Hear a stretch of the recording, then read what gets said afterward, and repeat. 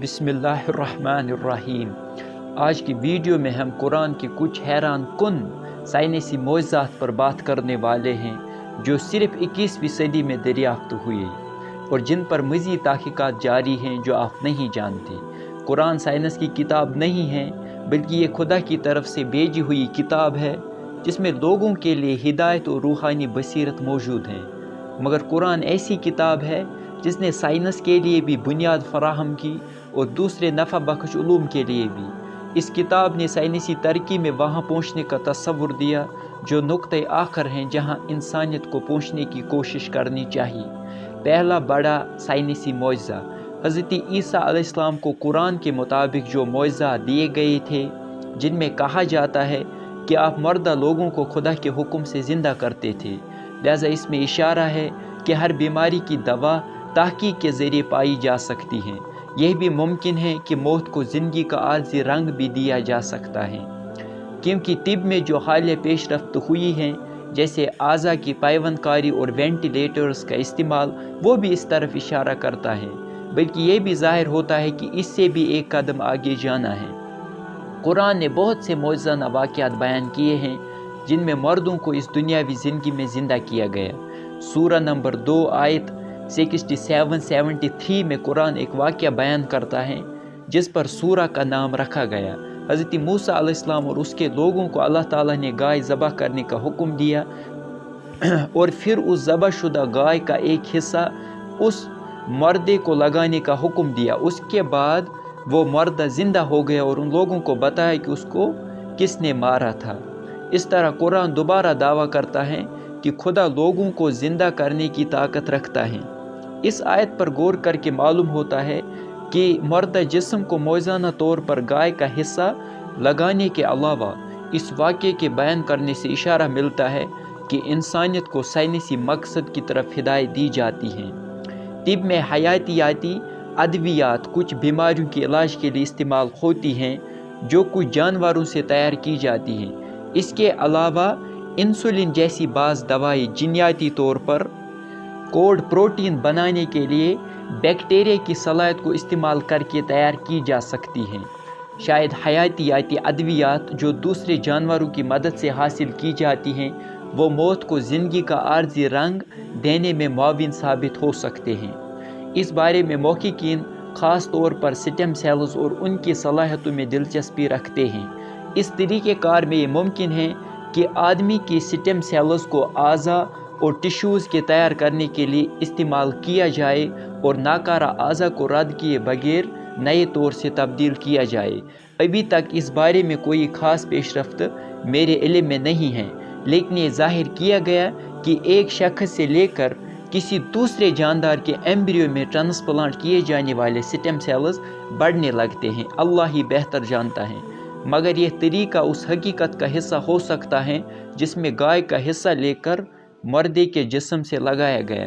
اس آیت کے حوالے سے جو اس وقت زیر بحث ہیں، سورہ بقرہ میں مردے کو اس دنیاوی زندگی میں زندہ کرنے کی ایک اور مثال بیان کی گئی۔ ایک آدمی ایک بستی سے گزرا جو ویران ہو چکی تھی۔ اس نے حیرت سے پوچھا کہ اللہ تعالیٰ اس بستی کو کیسے زندہ کرے گا جو اب مردہ ہو چکی ہیں۔ اللہ تعالیٰ نے اس کو 100 سال تک مردہ رکھا، پھر اس کو زندہ کیا اور پوچھا اس حالت میں آپ کتنے عرصے تک رہے؟ اس نے کہا 1 دن یا دن کا کچھ حصہ۔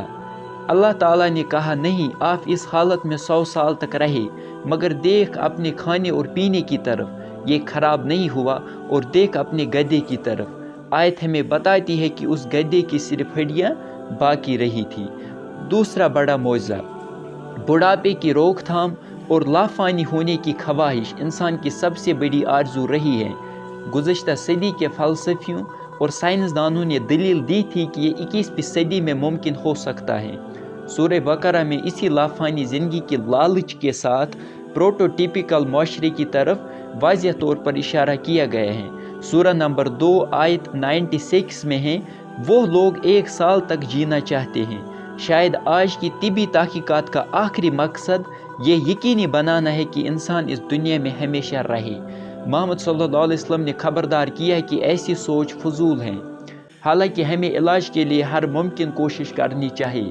خدا کے بندو، اپنی بیماریوں کے علاج کے لیے کوشش کرو۔ بے شک خدا نے کوئی لا علاج بیماری پیدا نہیں کی سوائے بڑھاپے اور موت کے۔ نوبل انعام یافتہ الیکسس کیرل کے مطابق انسانی سیلز سازگار حالات میں لافانی ہیں، مگر یونارڈ ہے فلک نے بعد میں ثابت کیا کہ ڈی این اے کو پہنچنے والے نقصان اور ٹیلومیرز کے چھوٹے ہونے کی وجہ سے سیل ڈویژن محدود ہیں۔ ہے فلک کی حد کے مطابق بہترین حالات میں زیادہ سے زیادہ عمر 125 سال ہے۔ ٹیلومیرز کروموزوم کے آخر میں واقع سٹرکچرز ہیں جو ڈی این اے کو بچاتے ہیں۔ سیل کی تخلیق نو کے دوران ٹیلومیرز کی لمبائی ہر سیل ڈویژن کے ساتھ کم ہوتی ہے اور ڈویژنز کی تعداد ایک نازک حد کے بعد کم ہو جاتی ہے۔ سائنسداں ان ٹیلومیرز کو دوبارہ فعال کر کے عمر بڑھنے کے عمل کو سست کرنے کا خواب دیکھ رہے ہیں، حالانکہ اس بارے میں ابھی انہیں کوئی کامیابی حاصل نہیں ہوئی، باوجود کہ چوہوں کے ساتھ تجربہ کر کے کچھ مثبت نتائج بھی سامنے آئے۔ بڑی تکنیکی کارپوریشنز بہت زیادہ انویسٹمنٹ کر کے ایسے طریقے ڈھونڈنا چاہتے ہیں جس سے انسانی عمر مزید بڑھ سکے، لیکن اس بارے میں جتنی بھی کوششیں کی جا رہی ہیں وہ امید افزا نہیں ہیں، کیونکہ انسانی جسم لافانی کے لیے موزوں نہیں ہے۔ اب سائنٹسٹس اس کے بجائے انسانی دماغ کو مشینوں کے ساتھ ملانے پر گامزن ہیں، جس کے لیے انسانی دماغ کو کمپیوٹر پر اپلوڈ کرنے کی ضرورت ہوگی۔ آج دنیا میں آرٹیفیشل انٹیلیجنس پر تحقیقات تیزی کے ساتھ جاری ہیں۔ انسانی عادات اور یادداشت کو کمپیوٹر پر منتقل کرنے کی کوشش کی جا رہی ہے۔ ایلان مسک جو کہ نیورو لنک کے فاؤنڈر ہیں، یہ کمپنی چاہتی ہے کہ انسانی دماغ میں لگائے گئے گیجٹس کا استعمال کرتے ہوئے میموری کو بحال کرنے کی کوشش کی جائے۔ ایک بار کہا تھا کہ ڈیجیٹل اور حیاتیاتی ذہانت دونوں کے درمیان بڑھتی ہوئی تعامل وقت کے ساتھ مل جائے گی۔ یہ کچھ بیماریوں کے علاج جیسے الزائمرز کے لیے بھی امید افزا لگتا ہے۔